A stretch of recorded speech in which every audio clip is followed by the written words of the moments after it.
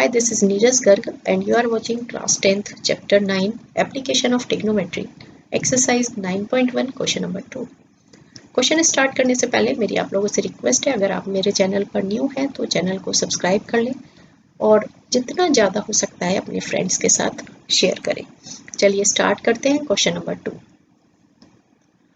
A tree breaks due to storm and broke apart, bent so that top of the tree touches the ground, making an angle 30 degree with it. The distance between the foot of the tree to the point where the top touches the ground is 8 meter. Find the height of the tree. इसको थोड़ा सा practically सोचते हैं कि ये हमारे पास ground के ऊपर एक ट्री है, ठीक है। अब जब आंधी आती है तो ये ट्री ब्रेक हो जाता है, ब्रेक होकर कुछ इस तरीके से गिर जाता है, ठीक है।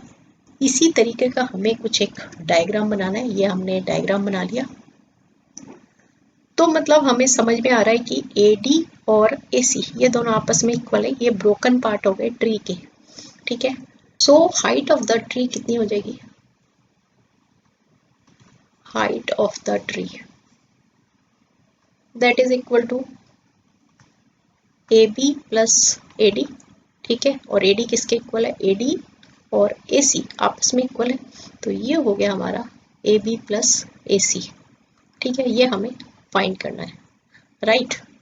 तो अब देखो ये 30 डिग्री है, इसके सामने का परपेंडिकुलर होगा, जो एंगल दिया होता है उसके सामने का हमेशा परपेंडिकुलर होता है, तो ये हो गई हमारी परपेंडिकुलर। ये 90 डिग्री होगा, ट्री हमेशा जो ग्राउंड है उसके ऊपर 90 डिग्री पे होता है, वर्टिकल होता है, ठीक है। 90 डिग्री के सामने वाला जो होता है वो होता है हाइपोटेनस, तो ये हो गया हाइपोटेनस। और ये जो 8 मीटर है ये हो गई हमारी बेस, ठीक है। इतनी बात क्लियर हो गई सबको? तो देखो अब हमें परपेंडिकुलर निकालनी है और हाइपोटेनस निकालनी है और बेस हमें गिवन है, ठीक है। तो थोड़ा सा अब तुमने ध्यान रखना है कि ट्रिग्नोमेट्रिक रेशियोज का यूज करना है। तो ट्रिग्नोमेट्रिक रेशियोज में रिलेशन देखना है कि हमें बेस पता है, परपेंडिकुलर निकालना है, तो क्या लगेगा? tan थीटा लगेगा, ठीक है। So in triangle ABC angle B is equal to 90 degree,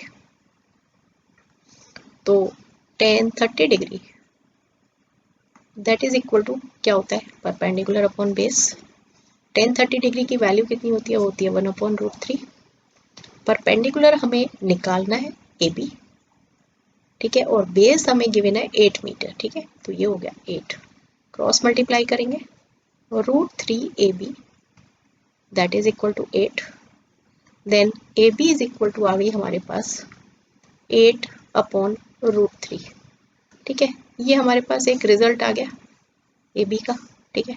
अब हम इसी ट्राइंगल के अंदर फिर से देखो, अब हमें हाइपोटेनस निकालनी है और बेस पता है, ठीक है। तो हम क्या लगाएंगे? कॉस लगाएंगे, ठीक है। तो अब हम लगा रहे हैं cos 30 degree that is equal to होता है base upon hypotenuse. Cos 30 degree की वैल्यू होती है √3/2। टेबल आपको याद होनी चाहिए बिल्कुल। बेस हमें गिवन है 8 और हाइपोटेनस मतलब AC हमें फाइंड करनी है।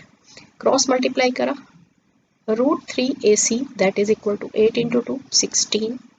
Then AC is equal to आ गया हमारे पास 16√3। AC की वैल्यू पे आ गई हमारे पास, राइट।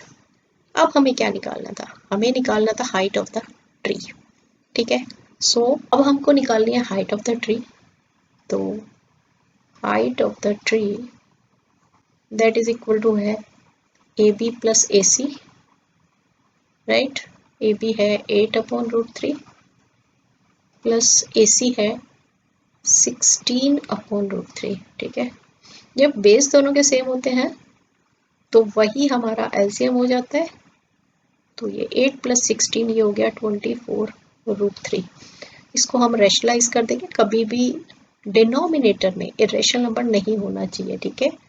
तो इसको हमने रेशनलाइज कर दिया, तो ये आ गया 24√3 अपॉन, और √3 × √3 होते हैं 3, इस 3 से कैंसिल हो गया 8 और हमारे पास जो आंसर आ गया 8√3 मीटर। ये हमारी हाइट आ गई, ठीक है। क्लियर हो गया? होप आपको ये क्वेश्चन अच्छे से समझ आ गया होगा। अगर आप मेरे चैनल पर न्यू हैं तो चैनल को सब्सक्राइब कर लें, बेल बटन ऑन कर दें सो दैट न्यू वीडियोस की नोटिफिकेशन आपको मिलती रहे और अपने फ्रेंड्स के साथ ज़्यादा से ज़्यादा शेयर करें। All the best.